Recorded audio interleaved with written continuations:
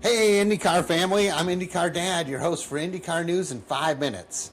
We read and watch everything IndyCar for the past week and then we try to summarize it for you in 5 minutes. So let's go with some quick updates in the news. Able Motorsports is going to be entering the Indy 500. They last entered in 2023, so only a couple years back, 3 years back, and they're going to have Jacob Abel in it. Power's going to be by Chevrolet. I imagine Chevy has some excess engines because they probably were set up to supply 10 engines to Prema, but when Prema didn't go for it, that left them with some excess. So look for some maybe possible other Chevy entries. Maybe Foyt will add one or Penske might add one.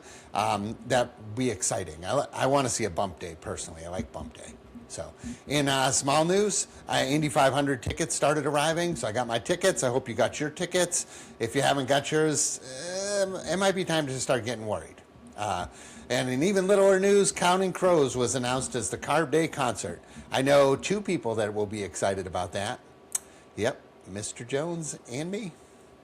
All right, let's talk about the Barber race because we had some good results for a lot of guys. Palou, of course, won the race, road course, and he did his thing, so that's pretty good.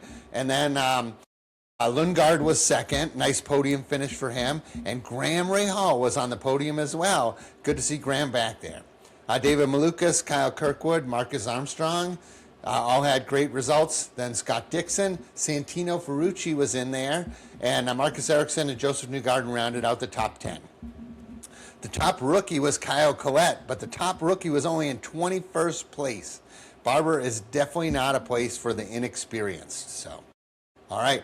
Each week I'll do winners and losers. So winners here, I think Graham Rahal's a winner here. I mean, I've always sort of felt that there's two types of IndyCar fans. There were those that were watching when Graham made his debut in IndyCar because one year at St. Pete he showed up as a rookie.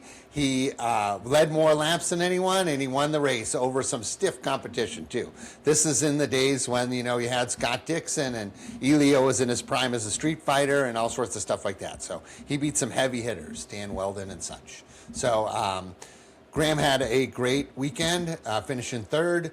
And it's interesting, too, they say as a driver, you have a good weekend when you beat your teammates. Well, Graham's teammates finished last and second to last, and Graham was on the podium. Alex Palou, of course, had a great weekend, solid win. He just out-race-paced everybody. So let's talk about some losers because everybody likes that. So anyone whose teammate was on the podium and they were in the bottom half of the field, you got to kind of call that a loser. So Louis Foster finished dead flipping last, and his teammate finished third. Mick Schumacher finished 24th, second to last, so not good.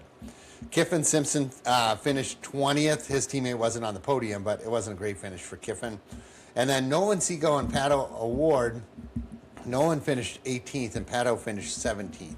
So again, really bad showing for the other part of McLaren while Christian Lundgaard was on the podium. Scott McLaughlin might come in as a loser. I actually predicted him to win the race, and early on in the weekend he was fastest, but he pushed it too hard and crashed the car real bad just before qualifying. They got the car ready for qualifying, but it just never got the race pace. So let's see. What's coming up next? We have 2.5 more weeks before Long Beach, so we're probably going to see a lot of gossip and news around the Indy 500, and so there'll be no racing action for a couple weeks, but Long Beach is always, always, always a good time. So this is IndyCar News in 5 minutes. I'm IndyCar Dad. You can follow me on all the podcast networks, and then you can follow me on social media. I'm on Instagram and I'm on Tickety Talkety, and my handle is @IndyCarDad. Thanks.